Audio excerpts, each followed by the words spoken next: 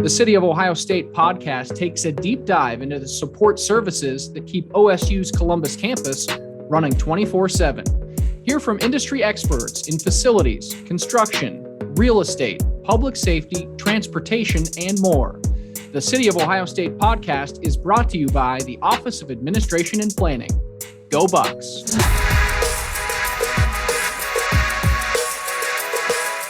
Hello and welcome to the City of Ohio State podcast. I'm your host, Dan Hedman. We took a bit of a break, but are back for season 2 of the City of Ohio State podcast. For our first episode, we welcome back a return guest, Amanda Hoffsis, to discuss Ohio State's Framework 3.0. Amanda is the Vice President of Planning, Architecture, and Real Estate at Ohio State. Amanda, welcome back. Hey, Dan. Thanks for having me. Of course. For those not familiar, I want to start with a little background on what the framework is. Essentially, it's the campus master plan, envisioning future developments or changes to the physical environment. It does not prescribe specific buildings or projects, but rather identifies themes or areas of campus and how the university should expand over decades in alignment with its academic mission and strategic plan.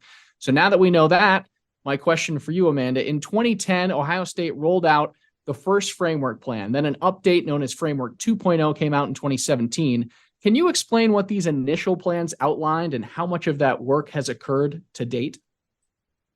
Yeah, actually, Framework, the first one was really the first of its kind, and maybe even in higher ed.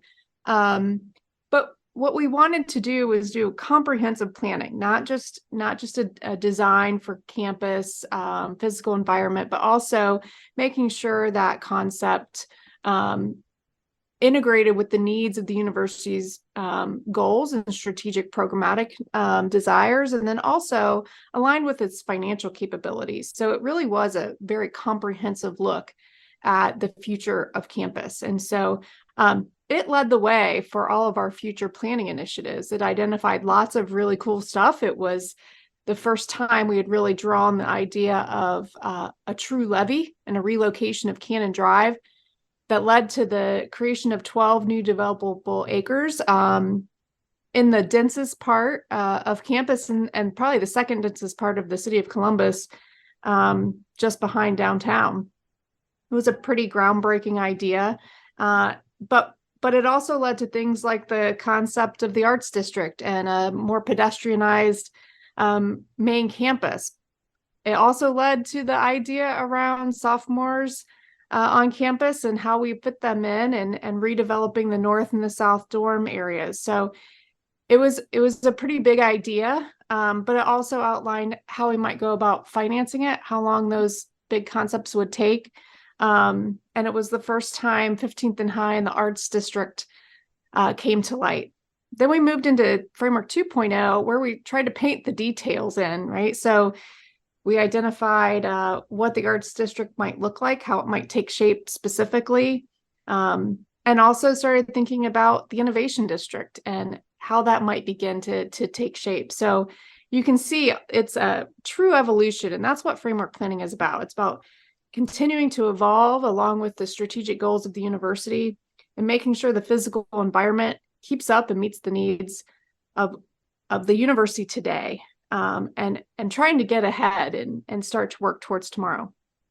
Yeah, I've heard you say before, these plans must evolve. That's a word you just used. Maybe update every 5 to 10 years. So it's about time again. And your team, along with folks from administration and planning, are hard at work to develop Framework 3.0. What will 3.0 focus on? And are there any main principles identified at this point?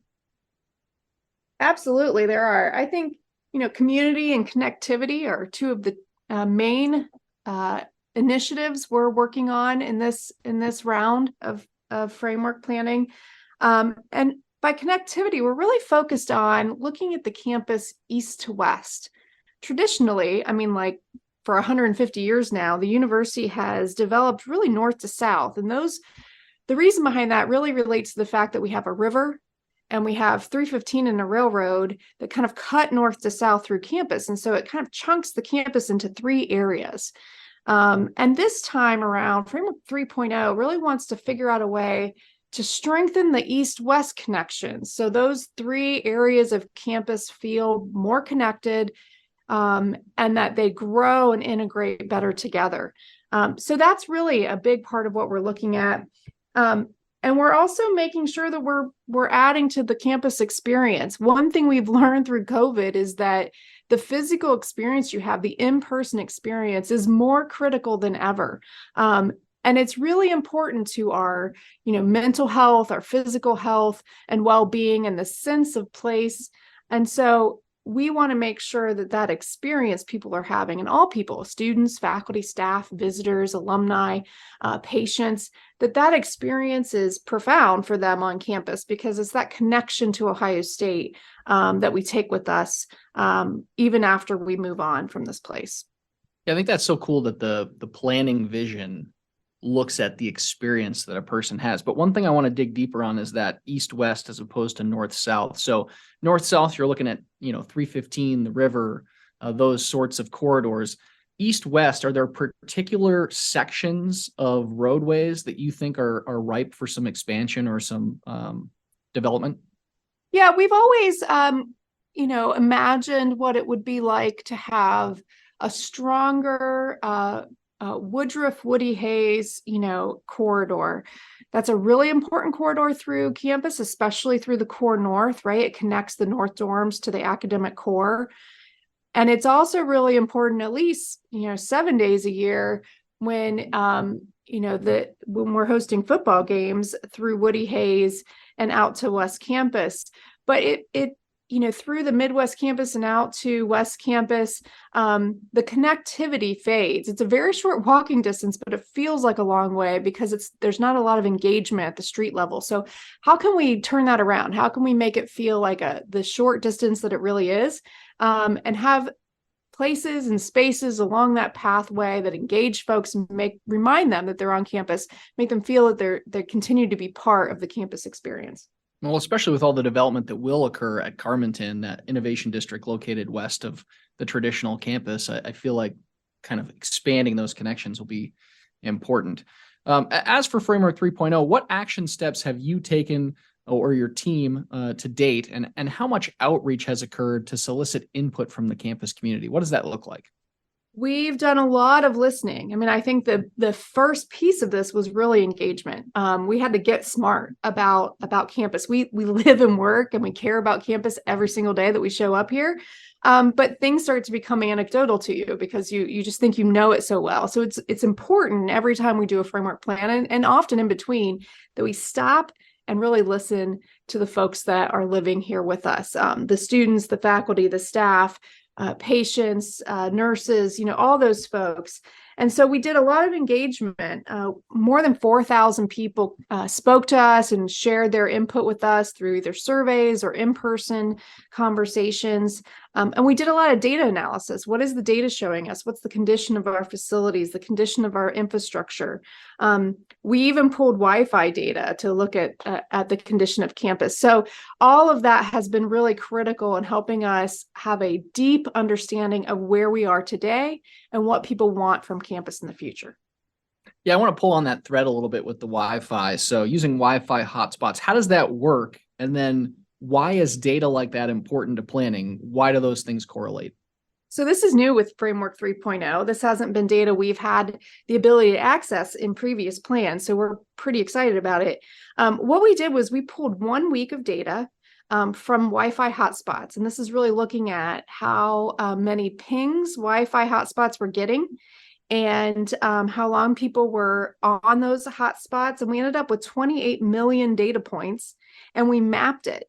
And so we have this heat map and we can look at a whole week and we can kind of see how the university breathes in a way by looking at how these pieces of technology are connecting with our Wi-Fi units. And so we can really understand the population of campus during different parts of the day and different parts of the week. And we can understand where the population is growing or shrinking or the strongest. And so why does that matter? Well, we overlay it on the condition of our facilities. Are the places where people are the most people are active during the day, are those spaces that are in good condition? And what amenities exist there and what amenities are needed there. So we're layering all that information together to understand where there might be gaps. And we we layer that along with the listening sessions and the engagement we did to understand what people are asking for and what they feel like they need. And we can start seeing the trends on why people are saying certain things are missing and where they might be missing. And if we have an opportunity to add them, where would they go? So via the space analysis you're talking about, I'm curious if you've already gotten a sense or an idea about where there are surplus areas on campus or what categories of space have a gap that need to expand. Yeah, we have. We've been doing a lot of analysis on our space. And I think it would be no surprise to folks that it's really workspace, offices that we have a surplus. Mostly administrative offices, but also academic offices. And those are reconfirmed with the Wi-Fi data, right? We can see that there is a lot less utilization of those spaces now that people have more flexibility. It doesn't mean they're not on campus, but they don't have to be locked in their office anymore. They no longer have desktop computers. They no longer, there's Wi-Fi access even outdoors now. So they really have the ability to be more mobile, even when they're on campus and working. And they also obviously have the ability to work virtually when they're not, in the classroom or in the lab.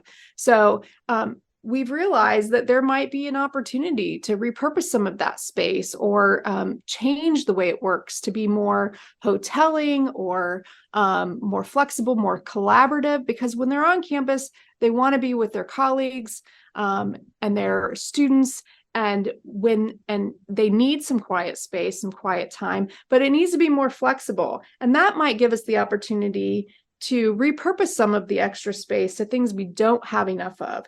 And that really is around amenities. We need some additional classrooms, especially teaching laboratories. We also need more research laboratories, and we need things like, better dining options for broader university capacity, if it's faculty, staff, patients, visitors, not just the undergrads with the that have dining options, but everyone else too. Like, how do we start linking those amenities along with health and wellness all throughout campus and making sure it's in the places where people need it most? Yeah, I think it's fascinating. I remember when Framework 2.0 came out, it doesn't seem like that long ago. And I thought to myself, well, not that much is going to change in the next few years. And then COVID comes in, right? And we completely reimagine what it means to work and whether you need to be in person or at home. And I imagine that's impacting your view, as you've already discussed with Framework 3.0 too. Yeah, it is. I mean, it's an ongoing process. And that's why this evolution is so important, right? Like, every time you think you have a plan and you can see 10 years of projects, it's always important to check in because the university evolves, the thinking evolves. Maybe we're adding more research faculty and we need to grow our research engine, or maybe that, things have changed in the work environment like they have recently, and we need to rethink how we're utilizing space. Our campus is aging, and we need to make sure that we're being good stewards of those resources, and we're renovating or replacing older facilities that are no longer meeting the needs of the modern campus environment. So all of those things become really critical, and it's amazing how quickly stuff changes on campus. I think anyone who hasn't been to campus for a while and then visits, they can tell you that things happen actually pretty quickly around here.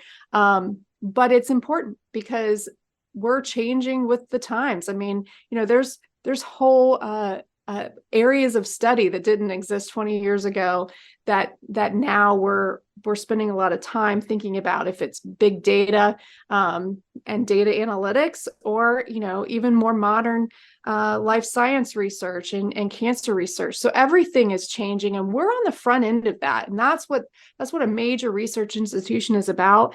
And the space to make it happen is really critical to the success of all of those initiatives.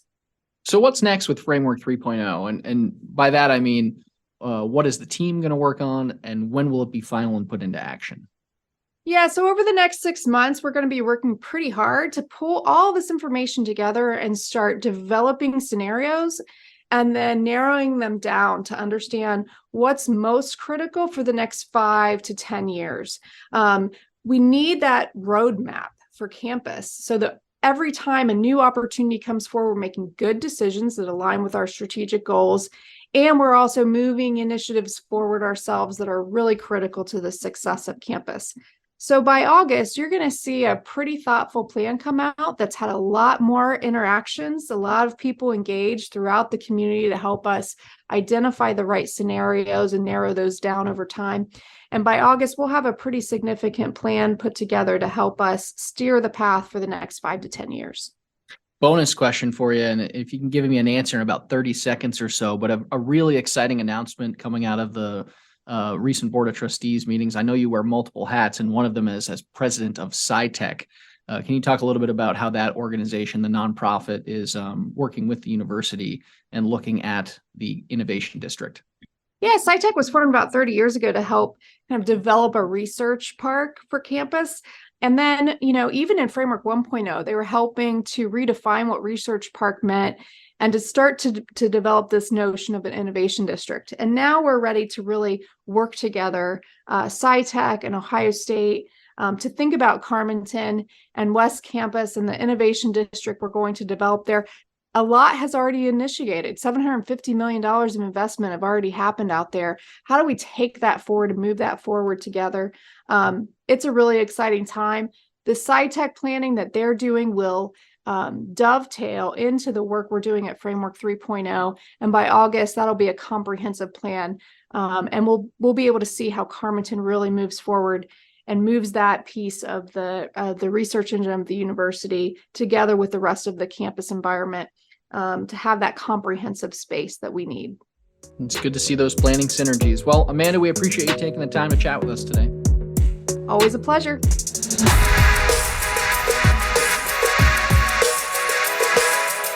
The City of Ohio State podcast is brought to you by the Office of Administration and Planning. On our next episode, we'll get an update on campus construction, including a pair of buildings getting set to open soon at the Innovation District within Carmenton.